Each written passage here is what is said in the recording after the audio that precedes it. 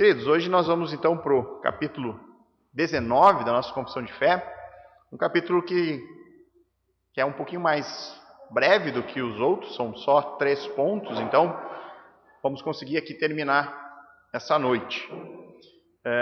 Esse capítulo trata acerca das ordenanças. O que seriam as ordenanças? Quais são as ordenanças? Quem sabe? Batismo e a ceia, exatamente, tá? Então, nós fizemos aqui um capítulo à parte para tratar disso, então é a nossa visão como igreja, como nós enxergamos as ordenanças e como nós administramos elas na nossa comunidade.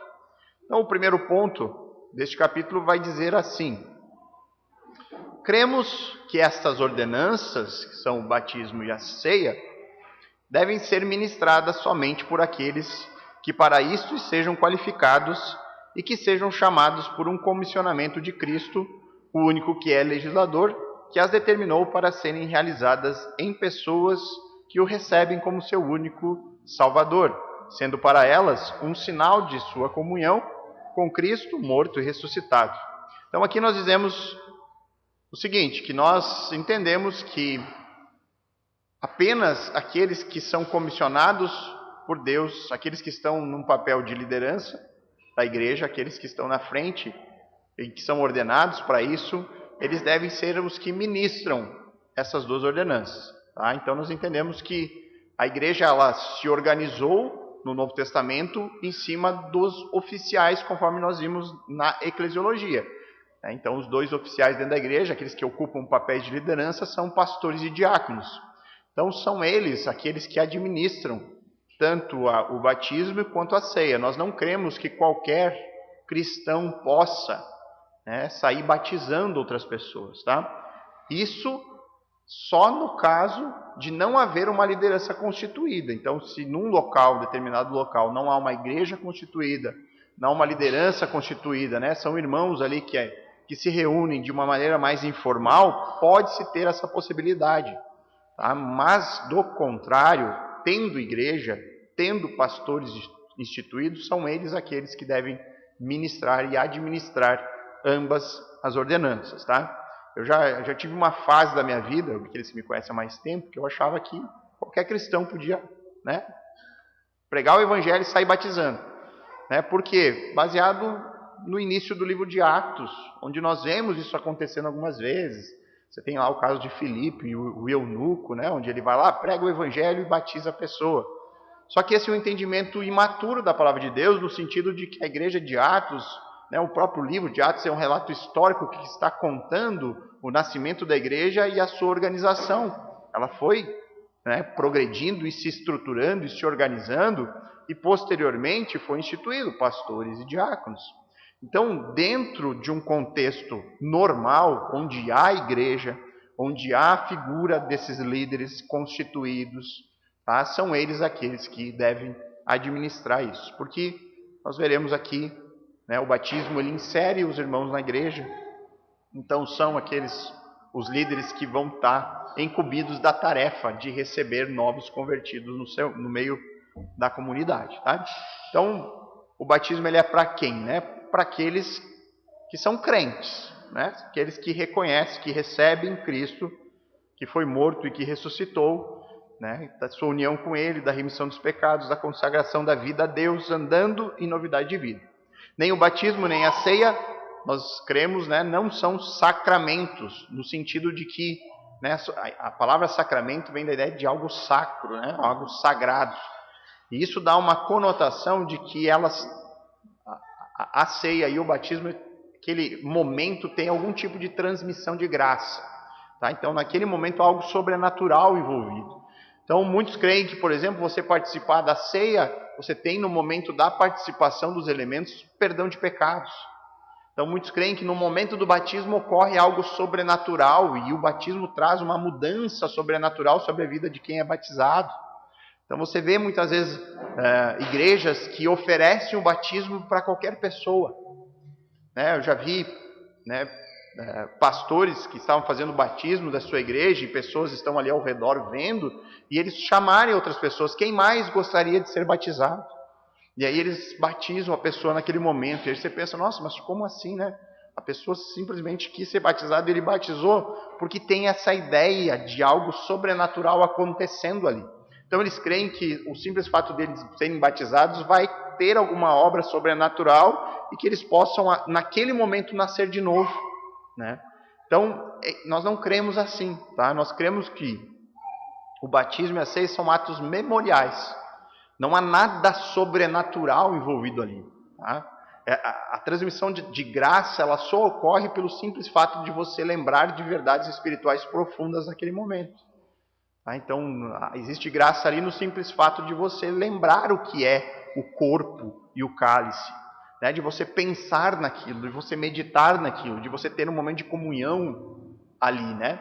Mas não há nos elementos em si a presença espiritual ou sobrenatural de Cristo, como pensam, por exemplo, católicos romanos, luteranos e outras denominações. Tá? Nós não cremos assim. Nós cremos, então, até a palavra sacramento ela poderia ser usada, tá, irmãos? Não é que ela está necessariamente errada, mas ela tem essa ideia, né, de transmissão de graça. Tá? Nós cremos que elas são apenas representações visíveis de realidades que são espirituais. Tá? Então, no batismo, a pessoa não está nascendo de novo ali.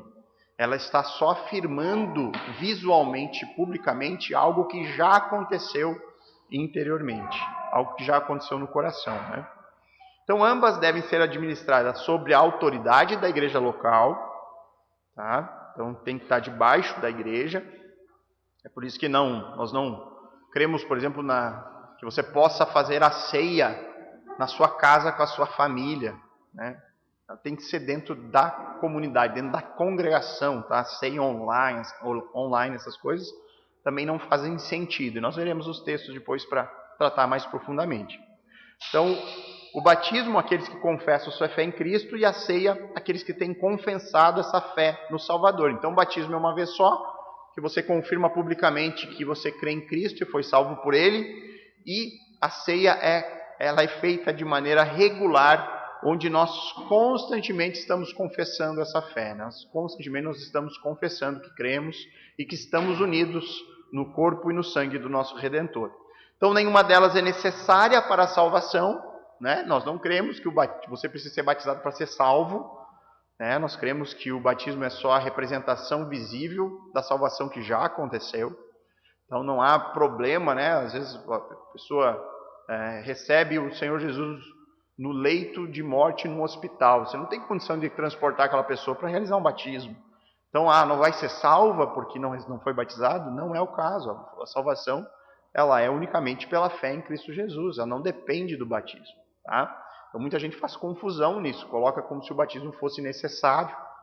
Inclusive, eu já conversei com pessoas que pensavam assim, né? E eu questionei o exemplo do criminoso que foi crucificado ao lado de Cristo. Então, como ele pode ter sido salvo se o batismo é necessário? E aí a pessoa tem que dar uma cambalhotinha, né?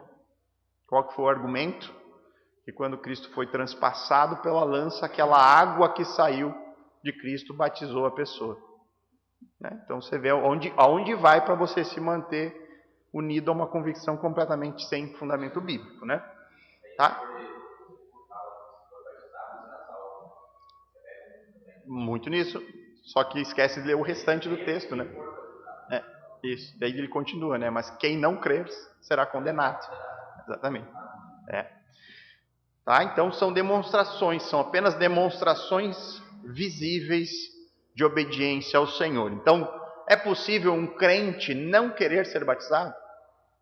É no mínimo estranho, né? Se você obedece ao Senhor Jesus, se você crê na sua palavra, você vai seguir as orientações, né? Você vai desejar ser batizado, você vai desejar ter a comunhão por meio da ceia junto com a sua igreja. Não consigo entender algum caso aí que possa ter de um crente verdadeiro não querer, né, nem ser batizado e nem participar da ceia do Senhor.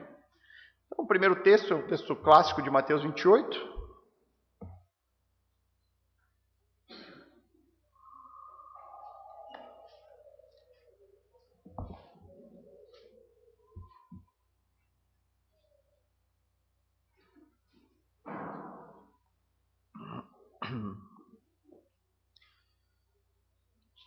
É a chamada grande comissão, né? Comissão que Deus dá a todos os seus discípulos, né? Não é só aos apóstolos, todos. É algo que se aplica a todos os discípulos de Jesus, né? Inclusive a nós. Ele fala: portanto, vão e façam discípulos de todas as nações.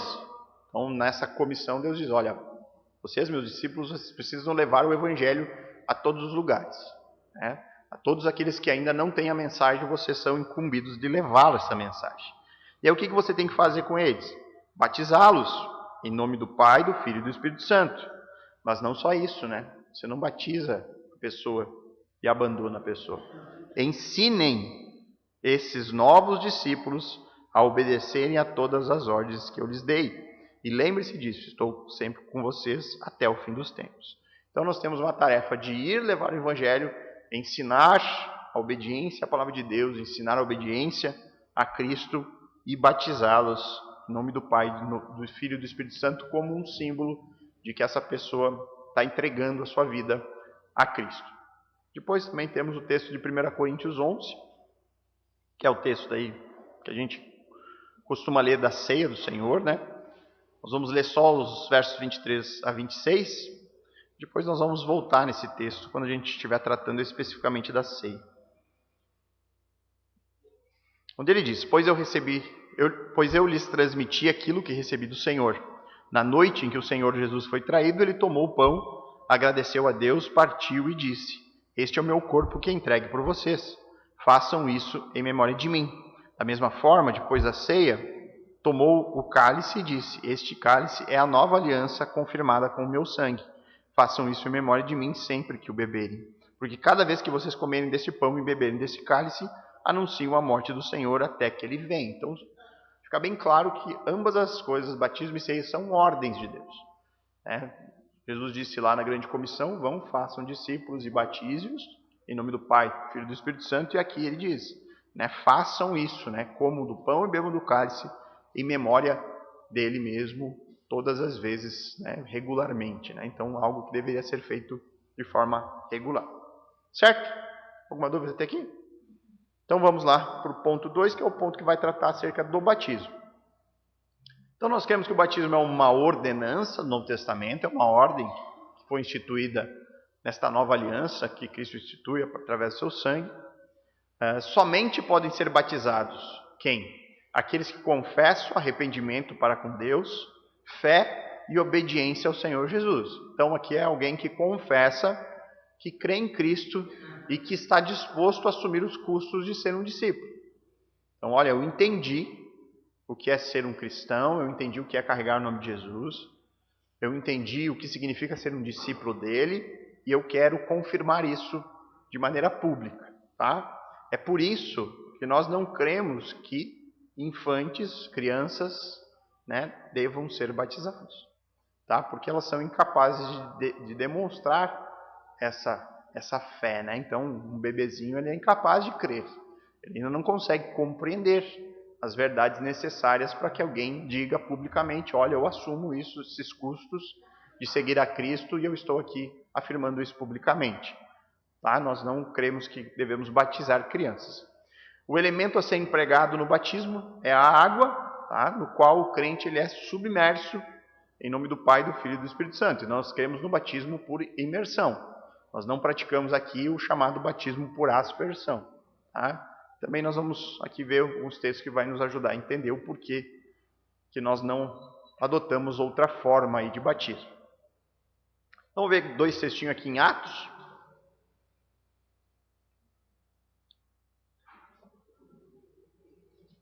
Atos, capítulo 8, verso 12.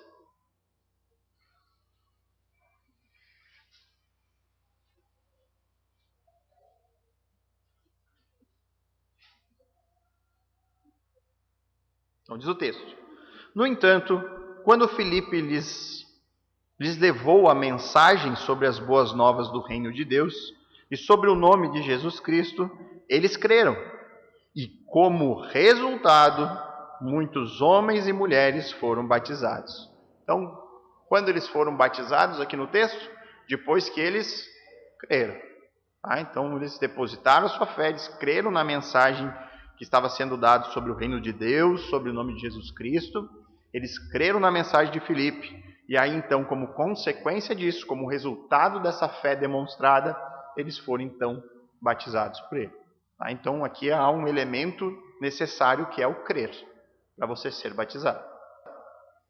Ainda em Atos, no mesmo capítulo 8, nos versos 36 a 38, que é o famoso texto onde Filipe vai pregar ao eunuco etíope, né? Era o eunuco da Etiópia. 36 a 38. Prosseguindo, chegaram ao lugar onde havia água. Vamos ler o texto mais amplo, né? Para não ter que estar fazendo muitas explicações, tá? Vamos pegar lá desde o verso 26. Um anjo do Senhor disse a Filipe: vá para o sul, para a estrada no deserto que liga Jerusalém a Gaza. Filipe partiu e encontrou no caminho um alto oficial etíope, o eunuco responsável pelos tesouros de Candace, rainha da Etiópia. Ele tinha ido a Jerusalém para participar da adoração e estava no caminho de volta. Sentado em sua carruagem, lia em voz alta o livro do profeta Isaías. Então o Espírito disse a Filipe: aproxime-se e acompanhe a carruagem. Filipe correu até a carruagem e, ouvindo que o homem lia o profeta Isaías, perguntou-lhe: o senhor compreende o que lê? O homem respondeu: como posso entender sem que alguém me explique? E convidou Filipe a subir na carruagem e sentar-se ao seu lado. Era esta a passagem das Escrituras que ele estava lendo. Ele foi levado como ovelha para o matadouro, como cordeiro mudo diante dos tosqueadores não abriu a boca. Foi humilhado e a justiça lhe foi negada. Quem pôde falar dos seus descendentes? Pois sua vida foi tirada da terra. O eunuco perguntou a Filipe: diga-me, o profeta estava falando de si mesmo ou de outro? Então Filipe, começando com essa mesma passagem das Escrituras, anunciou-lhe as boas novas a respeito de Jesus. Prosseguindo, chegaram a um lugar onde havia água. Então o eunuco disse: veja, aqui tem água. O que me impede de ser batizado? Filipe disse: nada o impede se você crê de todo o coração. O eunuco respondeu: creio que Jesus Cristo é o Filho de Deus. Então mandou parar a carruagem, os dois desceram até a água e Filipe o batizou. Então, mais uma vez, né, você vê que neste momento Filipe é guiado pelo Espírito Santo até a presença desse homem.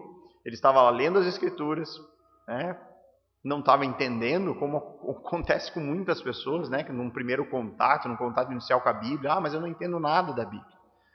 Como eu vou poder entender se não há quem explique? Então há a necessidade do discipulado, né? De ter aquelas pessoas que compreendem a palavra, que conseguem traduzir aquilo numa linguagem mais fácil para que a pessoa tenha compreensão daquilo que é o fundamental, né? Então Filipe usa o próprio texto de Isaías para falar sobre Jesus, e ali ele deve ter uma conversa longa com ele sobre outros textos e mostrando a mensagem fundamental, que Jesus é o Filho de Deus, e que ele havia vindo ao mundo, que tinha morrido, né, no lugar dos nossos pecados, né? E aí então, ele já provavelmente aqui pregou também sobre a questão do batismo e tudo. Passando por um lugar onde havia água, o eunuco perguntou: então, mas o que me impede então de ser batizado? Né? E ele disse: nada impede. Se você crê nisso, você crê, então não há nada que impeça, né? E aí então ele foi batizado.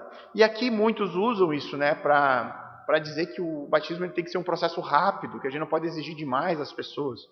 Mas aqui há um contexto histórico importante, né? O etíope aqui, nesse período da história, ao dizer eu sou um cristão, ele está assumindo para si todos os custos que era ser um cristão no primeiro século, né? Perseguição, né? Risco de perder a sua vida, enfim, os riscos eram grandes. Hoje em dia, né? Alguém que diz: mas eu creio em Jesus. Como é que a gente sai batizando uma pessoa que simplesmente afirma isso? Será que entendeu mesmo? É necessário um tempo de teste, de prova, de cuidado, de estar próximo, de perceber realmente evidências de que creu, né? Há 2 anos atrás eu estava na praia lá, nas férias, e veio um rapaz lá, alcoolizado, e pedindo para mim batizar ele. E fez um escândalo lá na areia da praia para que eu batizasse, e se revoltou porque eu não quis batizar ele. Daí eu disse: mas meu querido, eu preciso acompanhar, eu preciso saber se você é crente de verdade, né? Tem igrejas, vamos procurar uma igreja para que você vá e possa ser acompanhado. O que vai mudar a sua vida? Você entrar no mar ali e ser batizado? Não vai mudar nada. Você precisa entender o que é ser um discípulo de Cristo, mas muitas vezes as pessoas não entendem isso, né? O negócio é o ritual, né? Aquele momento, muitas vezes emocional, enfim. Então, hoje nós vemos um contexto diferente. Nós precisamos dar tempo, né? Nós precisamos discipular e ver as evidências para confirmar se realmente aquela fé é verdadeira, né? Para que aquela fé não passe um tempo e seja sufocado pelos espinhos, né? Os prazeres do mundo, outras coisas que tanto é comum nos nossos dias, tá? Mas aqui o principal né, como a necessidade de crer, né? A única coisa que impedia o batismo no fato do texto era se ele não cresce que Jesus é o Filho de Deus. Então esse era o impeditivo, né? Ele poderia ser batizado se cresce, mas não seria se não cresce, tá? Agora o texto que ilustra bem o ritual, né? É Romanos capítulo 6, os versos 3 a 5. E aqui talvez é o principal texto que nos justifique a crença de que tem que ser por imersão, que não pode ser apenas aspergir, porque se é um símbolo, se tem que representar algo ali, tem que ter uma representação que seja completa, tá? Então aqui ilustra bem, esse texto nos ajuda a entender isso. Porque olha só o que Paulo diz aqui. Ou acaso se esqueceram de que quando fomos unidos a Cristo Jesus no batismo, nos unimos a Ele em sua morte? Pois pelo batismo morremos e fomos sepultados com Cristo. E assim como Ele foi ressuscitado dos mortos pelo poder glorioso do Pai, agora nós também podemos viver uma nova vida. Uma vez que a nossa união com Ele se assemelhou à sua morte, assim também nossa ressurreição será semelhante a Ele. Sabemos que a nossa velha natureza humana foi crucificada com Cristo, para que o pecado não tivesse mais poder sobre a nossa vida e dele deixássemos de ser escravo. A ilustração que Paulo traz aqui do batismo é um sepultamento. É a ideia de você morrer e ser sepultado e renascer uma nova criatura. Então, a ideia da imersão em água é a ideia de você estar sendo sepultado, enterrado. Então, naquele momento é um símbolo, né, de que você morreu. Então, quando você desce as águas, você está dizendo, olha, eu morri com Cristo. E quando você ressurge uma nova criatura com Cristo, unido a Ele. Então é essa representação. Quando a gente asperge água na cabeça de alguém, ela não tem essa ilustração perfeita. Ela não tem essa ideia, você não consegue representar um sepultamento dessa forma, né? Então, de acordo com o que Romanos aqui nos mostra, essa simbologia tem a ver com morrer com Cristo e nasci uma nova criatura. Então, naquele momento, você está afirmando, né? Eu estou morrendo o velho eu, estou surgindo de novo uma nova pessoa. Nasci de novo agora, unido a Cristo no batismo. Pode falar.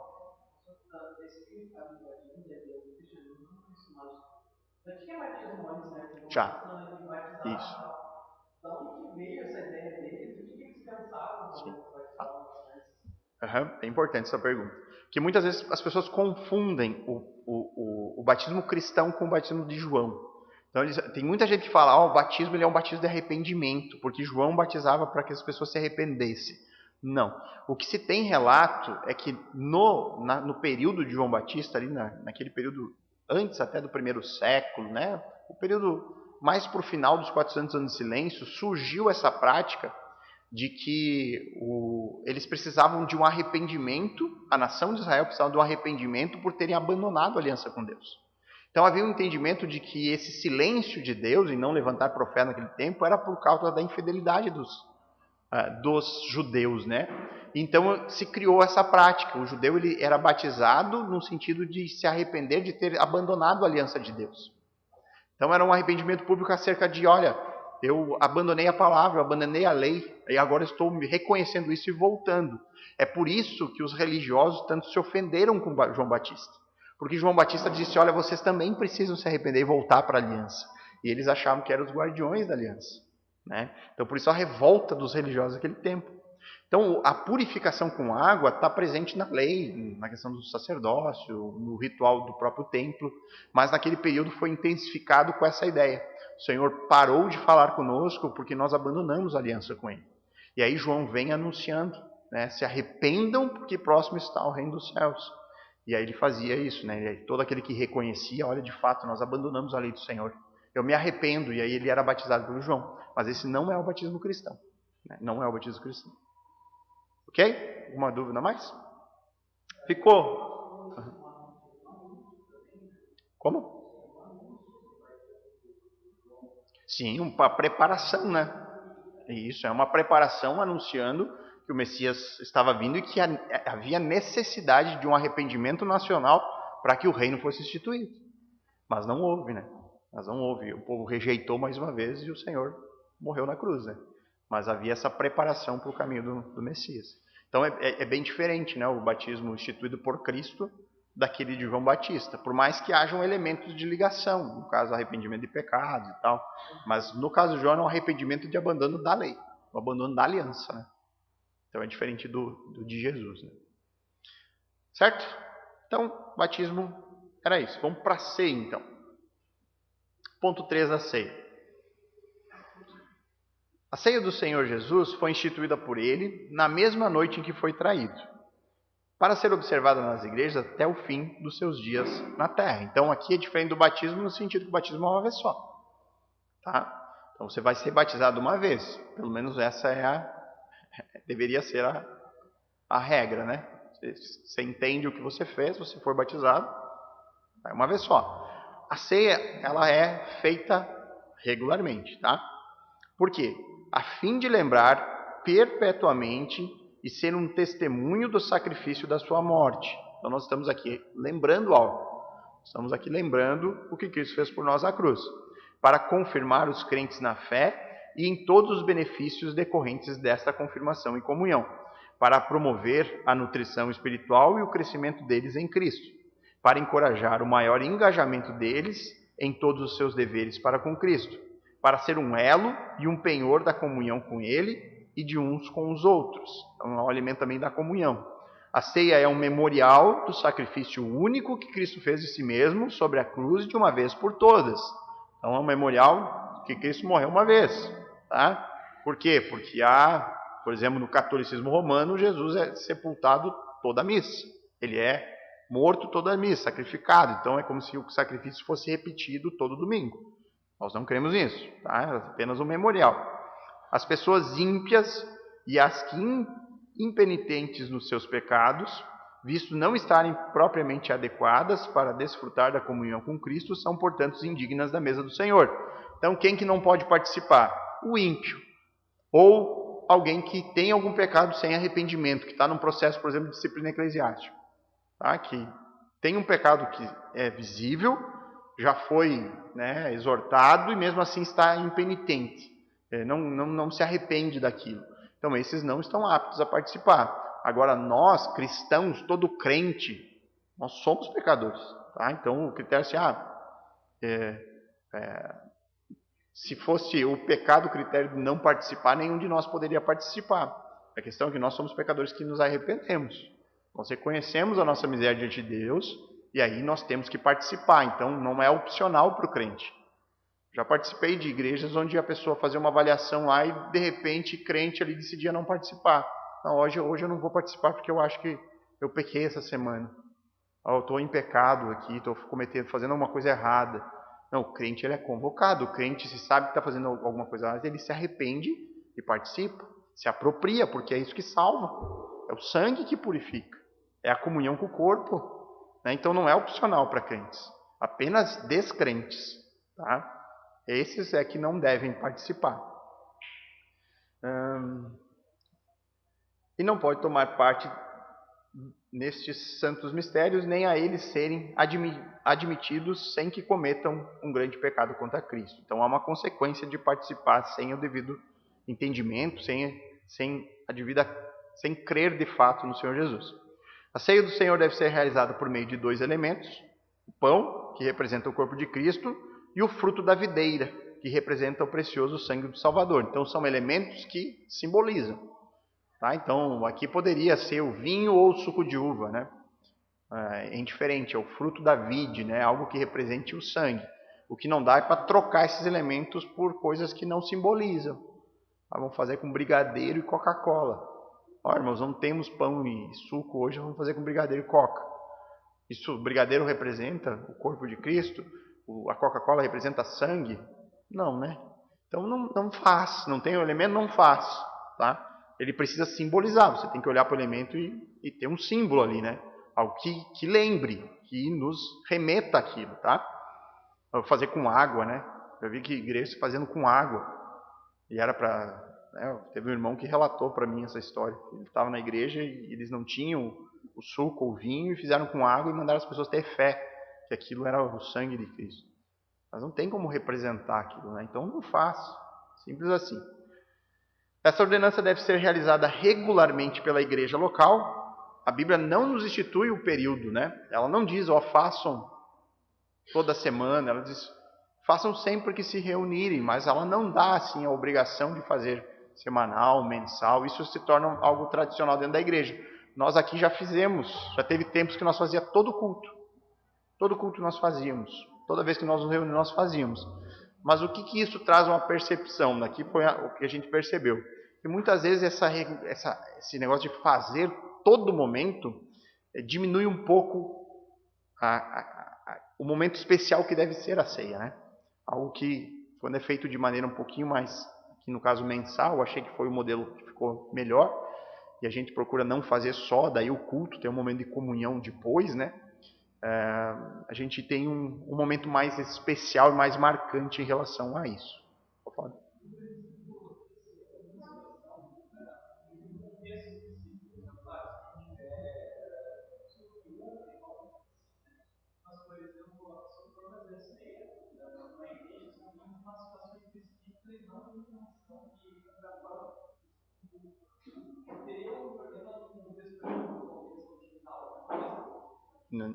Se não tem, melhor não fazer.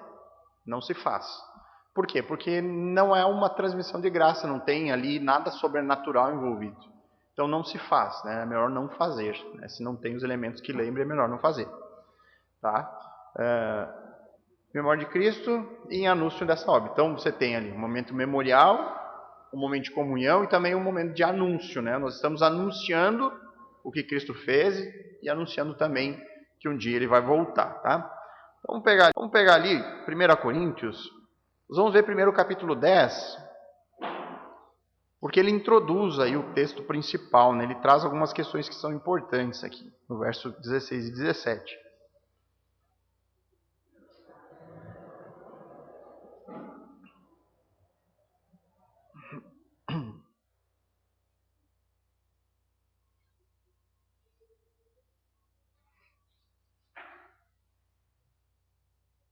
Então diz ali, quando abençoamos o cálice e a mesa, não participamos do sangue de Cristo? E quando partimos o pão, não participamos do corpo de Cristo?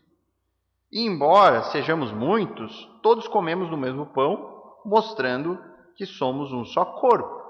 Então aqui Paulo está tratando aqui de um problema sério na igreja de Corinto, que era a falta da unidade na congregação. Eles não eram um corpo, as pessoas ali tinham preferência, tinha divisão, né? Não era um corpo unido.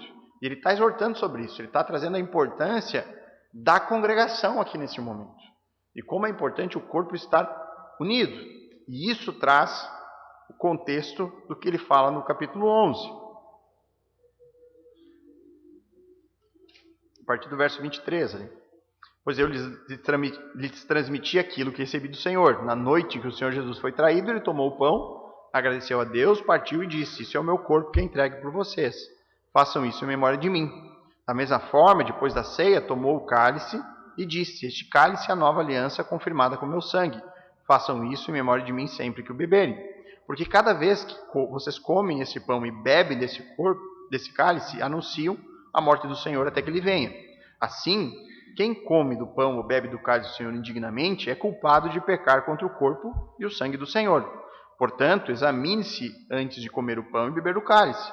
Pois se comem do pão ou bebem do cálice sem honrar o corpo de Cristo, comem e bebem em julgamento para si mesmo. Aqui interessante que quando ele fala comer o pão, beber do cálice, sem honrar o corpo de Cristo, muito provavelmente ele está falando do corpo igreja. Qual é o corpo de Cristo hoje entre nós? É a igreja, a congregação. Então, como ele traz toda uma introdução do problema que estava acontecendo, né, de pessoas que iam para a ceia se embriagar, né, naquele contexto ali, a igreja se reunia para fazer uma grande refeição. E nessa grande refeição, eles celebravam o corpo e o sangue de Cristo por meio do pão e do cálice. E aí, Paulo diz, olha, tem gente que vem aqui só para encher a barriga. Tem gente que vem aqui e se embriaga com a ceia. Né? Vocês não estão observando a comunhão que vocês têm que ter um com o outro. Então, quando ele fala de honrar o corpo, é honrar a unidade, a congregação. É fazer isso em comunhão uns com os outros. É por isso que não faz sentido fazermos a ceia isolados na nossa casa. Ou fazer ceia online, esse tipo de coisa. Por quê? Porque isso é não de fato honrar o corpo, a importância que é a congregação e uns com os outros, tá? Então você tem esse contexto, um exame em relação a como está a nossa vida em comunidade. Como que está? Nós estamos honrando? Nós estamos realmente fazendo isso em unidade? Nós estamos fazendo isso com entendimento? Nós estamos fazendo isso no propósito certo, da maneira certa?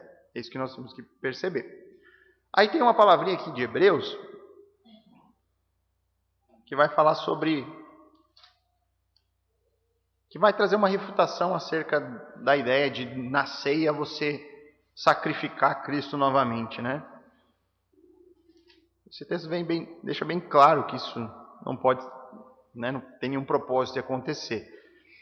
Hebreus 9, versos 25 a 28. Ele diz: E ele não entrou no céu para oferecer a si mesmo repetidamente, como o sumo sacerdote aqui da terra, que todos os anos entra no lugar santíssimo com o sangue do animal. Se fosse assim, ele precisaria ter morrido muitas vezes, desde o princípio do mundo. Mas agora, no fim dos tempos, ele apareceu uma vez por todas para remover o pecado mediante sua própria morte, em sacrifício. E assim como a cada pessoa está destinada a morrer uma só vez, e depois disso vem o julgamento, também Cristo foi oferecido como sacrifício uma só vez, para tirar os pecados de muitos.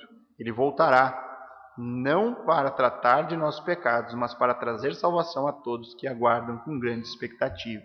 Então isso também nós anunciamos na ceia, né, que um dia o Senhor voltará, né, e reinará neste mundo.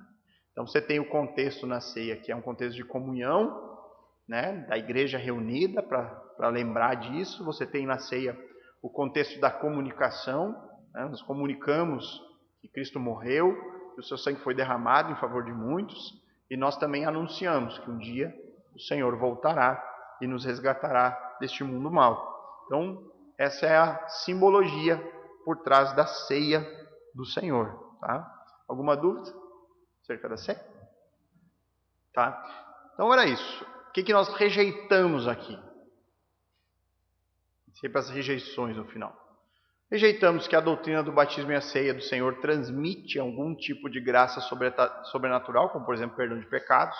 Nós não cremos nisso, é por isso que nós tratamos como ordenanças, como atos que são memoriais, que são ilustrativos, que dramatizam verdades espirituais, mas que eles em si mesmos, nem o batismo nem a ceia, têm um poder sobrenatural.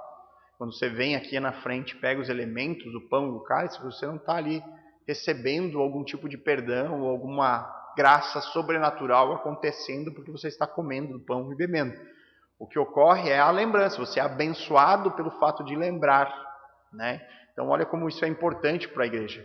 Por que a igreja primitiva, por exemplo, a igreja lá do início de Atos, o culto era basicamente a ceia, né? O culto deles era a ceia do Senhor, era o momento do pão e do cálice, porque ali naquele momento era o que tudo importava, anunciar que Jesus, aquele que morreu, era o que salvava. Nós estamos num contexto onde a Escritura, o Novo Testamento, não está finalizado. Nem todos tinham dom de profecia. Então, se a igreja se reunisse apenas para fazer aquilo, eles já estariam sendo ricamente abençoados com a verdade fundamental do Evangelho. Então, se uma igreja vem, se reúne e celebra a ceia por si só já transmite a mensagem do Evangelho, já comunica algo que é a mensagem mais importante de todas, né? Que o nosso Jesus, Deus se fez carne, morreu entre nós, foi crucificado e ressuscitou. É o cerne do Evangelho, né? A morte substitutiva, o Senhor morreu no nosso lugar, o seu sangue foi derramado em nosso favor, né? Mas nós não cremos que há naquilo ali algo místico, sobrenatural. Tá? A gente tem que ter um cuidado com isso, para não criarmos, né, essa noção errada dessas duas ordenanças. Também nós rejeitamos o pedobatismo, né, que é o batismo de infantes. Nós cremos que a Bíblia, o texto bíblico, exige o crer como condição para o batismo. Tá? Então nós não cremos que uma criança precise ser batizada. Tá? Nós esperamos que essa criança, em um determinado momento, se torne um jovem, um adolescente, um adulto e possa, por si só, crer e aí então ser batizada. Que idade isso deve ser feito, pastor? É muito relativo. Nós temos um cuidado um pouco maior no batismo dos jovens, porque nós cremos que é na adolescência que eles sofrem os grandes testes da sua fé.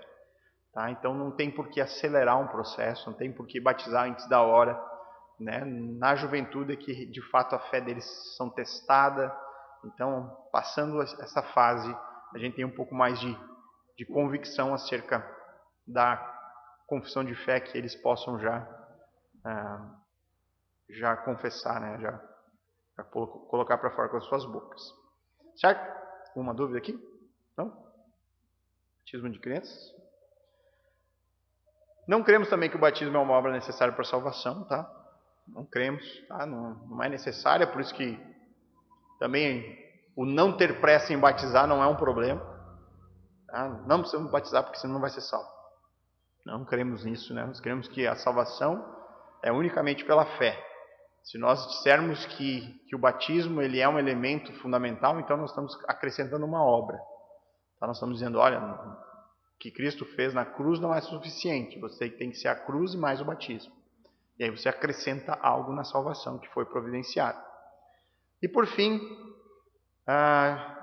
nós não cremos que a realização da ceia do Senhor possa ser feita sem a presença da igreja reunida. Tá? O local para a celebração da ceia é no contexto da igreja local. Ok? Alguma dúvida? Fácil, né? Então terminamos aqui esse capítulo. Na semana que vem nós temos o capítulo 20 que tratará acerca do matrimônio. Então oremos. Pai bondoso, amado Senhor, obrigado, Senhor, pelo tempo que tivemos juntos aqui, Senhor, a tratar acerca das duas ordenanças que o Senhor instituiu a nós no Novo Testamento. O batismo, que representa publicamente aquilo que o Espírito Santo faz interiormente no nosso coração, Senhor, qual nós, por meio do batismo, confessamos publicamente a nossa fé no Senhor Jesus, qual nós aprendemos aqui também acerca da ceia, Senhor, qual nós trazemos à memória, Senhor, as verdades mais fundamentais acerca das boas notícias de Cristo, seu corpo, sua encarnação, seu sofrimento e a sua morte, que nos traz a salvação, seu sacrifício substitutivo. Nós cremos, Pai, que o Senhor morreu no nosso lugar. Isso é fundamental, Pai, fundamental para a nossa fé individual, e é fundamental que essa mensagem seja transmitida por meio das nossas vidas e por meio da nossa comunidade, Pai. Nos ajuda a nos mantermos fiéis a isso, fiéis ao texto bíblico, aquilo que de fato o Senhor nos ensina de maneira clara das Escrituras. E nos ajuda, Senhor, a não cairmos em erros, não cairmos em valorizar muito mais tradições do que a Tua própria palavra. Nos ajuda em todas as coisas, Senhor. O Senhor possa nos dar um resto de semana abençoado e que domingo a gente possa estar novamente aqui reunidos para cultuar o Senhor. Graças te damos em nome de Jesus. Amém.